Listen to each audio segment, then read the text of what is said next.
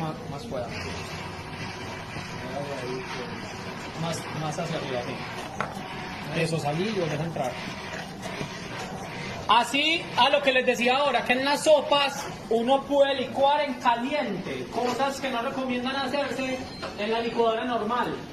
Entonces, como que estoy haciendo la sopa y estoy yo y necesito diluir algo procesado, usted coge esto y lo mete a la olla y empieza...